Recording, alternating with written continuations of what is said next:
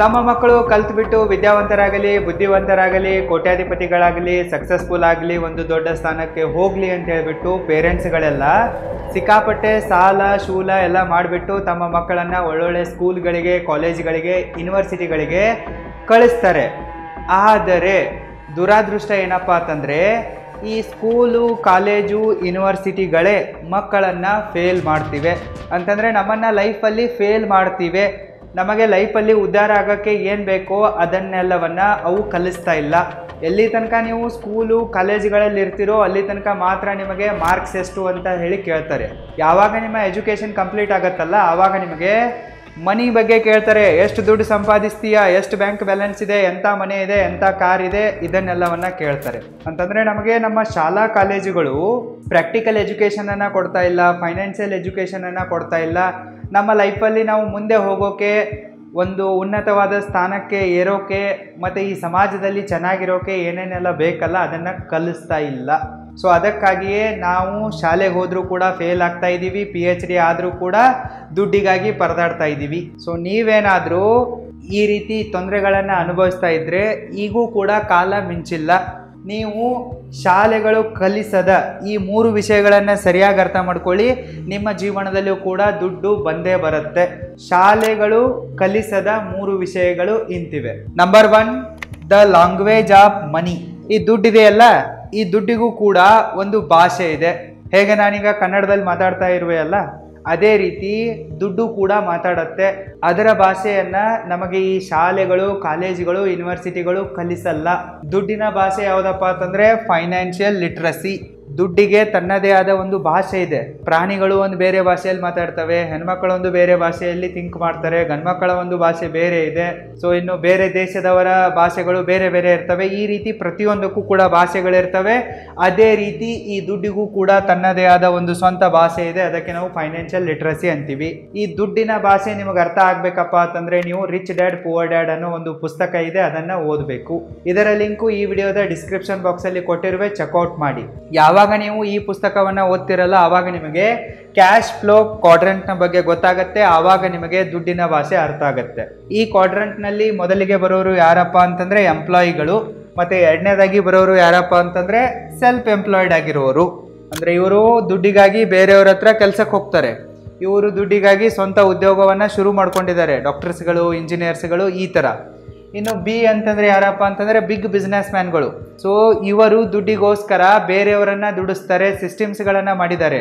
ಈ ಸಿಸ್ಟಮ್ಸ್ಗಳ ಮುಖಾಂತರ, ಪ್ರೊಸೆಸ್ಗಳ ಮುಖಾಂತರ ಬೇರೆ ಜನ ಜಾಬಿಗಾಗಿ ದುಡಿತಾರೆ. ಸೊ ಇವರಿಗೆ ದುಡ್ಡು ಬರುತ್ತೆ. ಮತ್ತೆ ಲಾಸ್ಟಿಗೆ ಐ ಅಂದ್ರೆ ಇನ್ವೆಸ್ಟರ್ಗಳು. ಇವರೇ ಇಂಟೆಲಿಜೆಂಟ್ ವ್ಯಕ್ತಿಗಳು.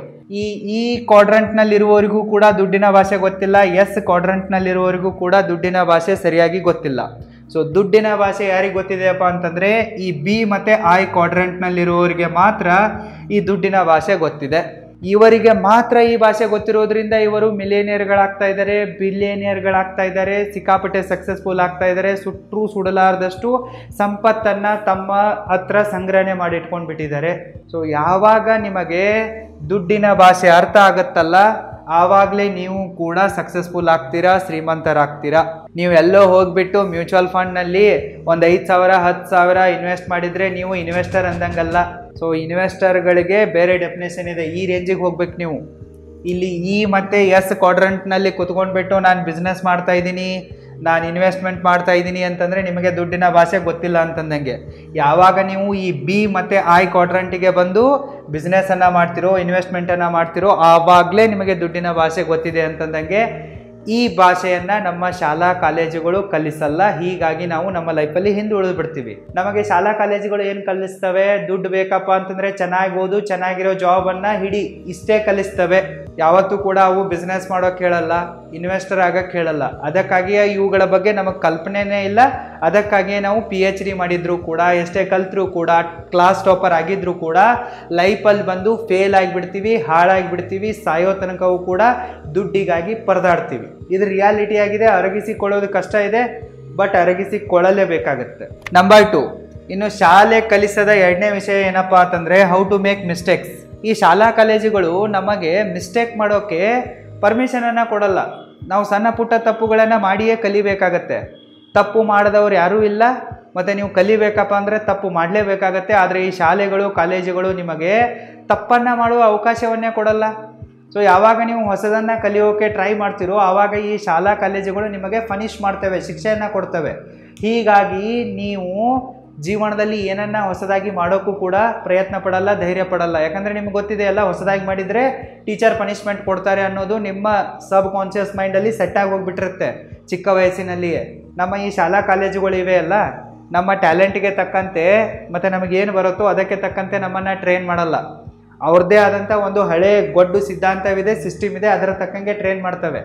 ನಮ್ಮನ್ನು ಎಜುಕೇಟ್ ಮಾಡಲ್ಲ, ಅವು ವೆಲ್ ಟ್ರೈನ್ಡ್ ಮಾಡ್ತವೆ. ಅದಕ್ಕೋಸ್ಕರ ಕಂಪ್ನಿಗಳಲ್ಲಿ ಕೆಲಸ ಮಾಡೋದಕ್ಕೋಸ್ಕರ 9 ಗಂಟೆಗೆ ಹೋಗಬೇಕು, ಯೂನಿಫಾರ್ಮ್ ಹಾಕೊಂಡು ಹೋಗಬೇಕು, 5 ಗಂಟೆ ತನಕ ಅಲ್ಲಿ ಇರಬೇಕು, ಸ್ಕೂಲಲ್ಲಿ ಹೇಳಿರೋ ಹೋಮ್ವರ್ಕ್ ಮಾಡಬೇಕು, ತೆಪ್ಪಗೆ ಮನೆಗೆ ಬರಬೇಕು. ಸೊ ಕಂಪ್ನಿಗಳಲ್ಲಿ ಕೂಡ ಇವತ್ತೇನಾಗ್ತಾ ಇದೆ, 9 ಗಂಟೆಗೆ ಹೋಗೋದು, ಯೂನಿಫಾರ್ಮ್ ಹಾಕೊಂಡು ಹೋಗೋದು, ಅಲ್ಲಿ ಬಾಸ್ ಎಷ್ಟು ಕೆಲಸ ಹೇಳ್ತಾನಲ್ಲ ತೆಪ್ಪಗೆ ಮಾಡೋದು, 5 ಗಂಟೆಗೆ ಮನೆಗೆ ಹೋಗೋದು. ಸೊ ಇದನ್ನು ಸ್ಕೂಲು ಕಾಲೇಜುಗಳು ಕಲಿಸ್ತಾ ಇವೆ, ಇಷ್ಟೇ ಕಲಿಸ್ತಾ ಇವೆ. ಎಜುಕೇಷನ್ ಕೊಡ್ತಾ ಇಲ್ಲ, ಟ್ರೈನಿಂಗನ್ನು ಕೊಡ್ತಾ ಇವೆ.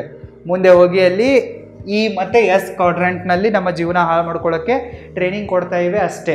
ಒಂದು ಅರ್ಥ ಮಾಡ್ಕೊಳ್ಳಿ, ಈಗ ಒಂದು ಮೀನಿದೆ, ಆ ಮೀನನ್ನು ಗಿಡ ಏರು ಅಂತಂದರೆ ಅದು ಸರ್ವೈವ್ ಆಗತ್ತಾ? ಆಗಲ್ಲ. ಅದೇ ಥರ ಒಂದು ಯಾವುದೋ ಬೇರೆ ಪ್ರಾಣಿ ಇದೆ, ಅದಕ್ಕೋಗಿ ನೀರಲ್ಲಿ ಈಜು ಅಂತಂದರೆ ಅದು ಮೀನಿನ ಜೊತೆಗೆ ಗೆಲ್ಲಕ್ಕಾಗತ್ತಾ? ಆಗಲ್ವಲ್ಲ.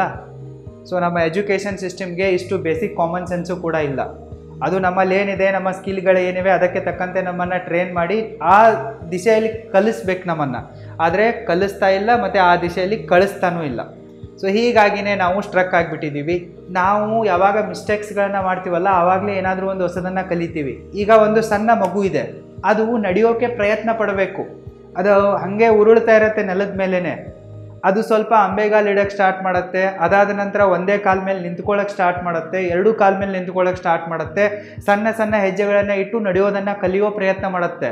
ಮತ್ತು ಈ ಪ್ರಯತ್ನದಲ್ಲಿ ಅದು ಎಷ್ಟೋ ಸಲ ಕೆಳಗೆ ಬೀಳುತ್ತೆ, ಮುಖ ಮೂತಿಗಳನ್ನೆಲ್ಲ ಕೆತ್ಕೊಂಡ್ಬಿಡತ್ತೆ, ಗಾಯಗಳನ್ನು ಮಾಡ್ಕೊಳ್ಳುತ್ತೆ, ನೋವಾಗುತ್ತೆ. ಆದರೂ ಕೂಡ ಮಗುವಿಗೇನಿದೆ, ಮಗುವಿನ ಒಳ್ಳೆಯದಕ್ಕೇನಿದೆ, ಮಗು ನಡೆಯೋದನ್ನು ಕಲೀಲೇಬೇಕು. ಸೊ ಅಲ್ಲಿ ತಾಯಿ ಮಗು ತಪ್ಪು ಮಾಡ್ತಾ ಇದೆ, ನಡೆಯೋದನ್ನು ಕಲಿತಾ ಇದೆ ಅಂತೇಳಿ ಹೊಡೆಯೋದು ಬಡಿಯೋದು ಮಾಡಿಬಿಟ್ಟು ಅದನ್ನು ಹಾಗೆ ಮಲಗಿಸ್ಬಿಟ್ರೆ ಆ ಮಗು ಲೈಫ್ ಲಾಂಗ್ ಹ್ಯಾಂಡಿಕ್ಯಾಪ್ ಆಗಿಬಿಡುತ್ತೆ. ಇದೇ ಒಂದು ತಪ್ಪನ್ನು ಈ ಸ್ಕೂಲು ಕಾಲೇಜುಗಳು ಮಾಡ್ತವೆ.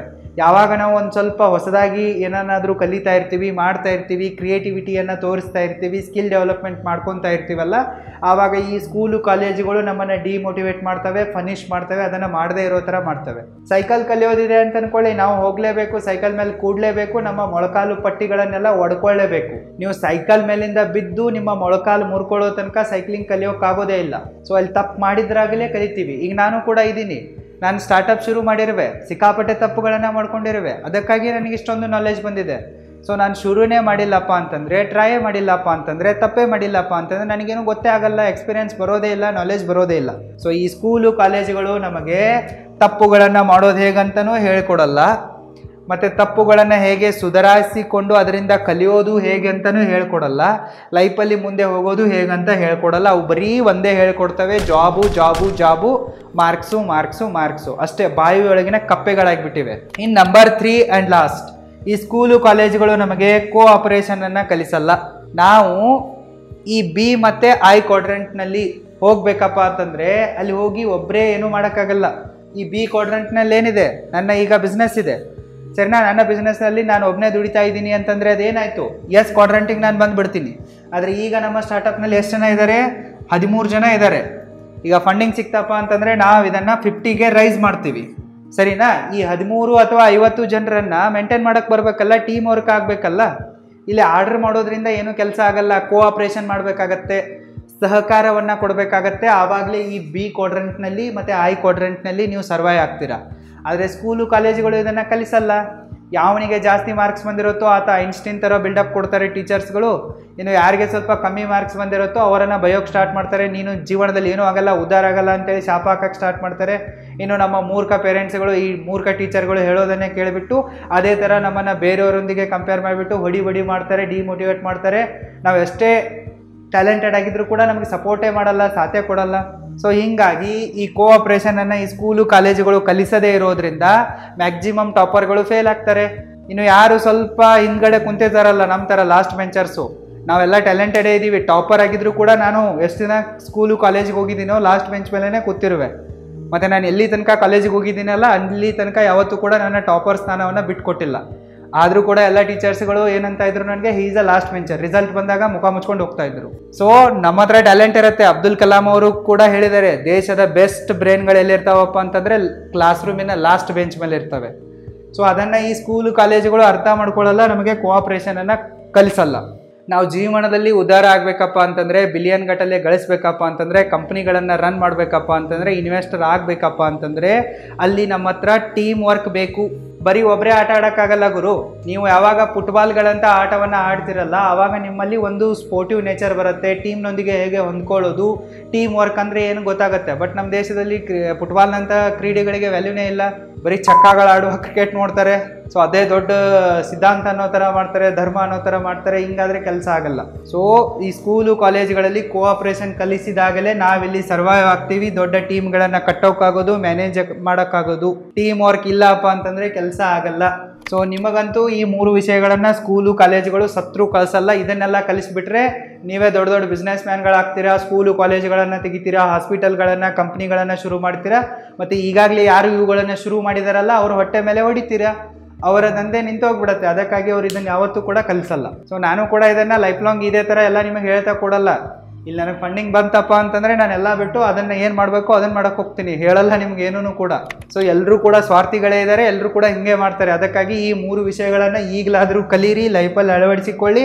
ಪೇರೆಂಟ್ಸ್ಗಳು, ಟೀಚರ್ಸ್ಗಳು ನೋಡ್ತಾ ಇದ್ದರೆ ನಿಮ್ಮ ಮಕ್ಕಳಿಗೆ, ನಿಮ್ಮ ಸ್ಟೂಡೆಂಟ್ಸ್ಗಳಿಗೆ ಇವುಗಳನ್ನು ಕಲಿಸಿ. ಒಂದು ವೇಳೆ ನಿಮಗೇನಾದರೂ ಟೈಮ್ ಮ್ಯಾನೇಜ್ಮೆಂಟ್ ಸ್ಕಿಲ್ಗಳನ್ನು ಕಲಿಯುವ ಆಸೆ ಇದ್ದರೆ, ಪ್ರೊಫೆಷ್ನಲ್ ವಿಡಿಯೋ ಎಡಿಟಿಂಗನ್ನು ಕಲಿಯುವ ಆಸೆ ಇದ್ದರೆ, ಮೊಬೈಲ್ ವಿಡಿಯೋ ಎಡಿಟಿಂಗನ್ನು ಕಲಿಯುವ ಆಸೆ ಇದ್ದರೆ ನೀವು ನಮ್ಮ ಕೋರ್ಸಸ್ಗಳಿಗೆ ಜಾಯ್ನ್ ಆಗಿ ಕಲಿಬೋದು. ಲಿಂಕ್ ವಿಡಿಯೋದ ಡಿಸ್ಕ್ರಿಪ್ಷನ್ ಬಾಕ್ಸಲ್ಲಿದೆ, ಚೆಕ್ ಮಾಡಿ ಮತ್ತೆ ಕಲೀರಿ. All the very best. Thank you so much.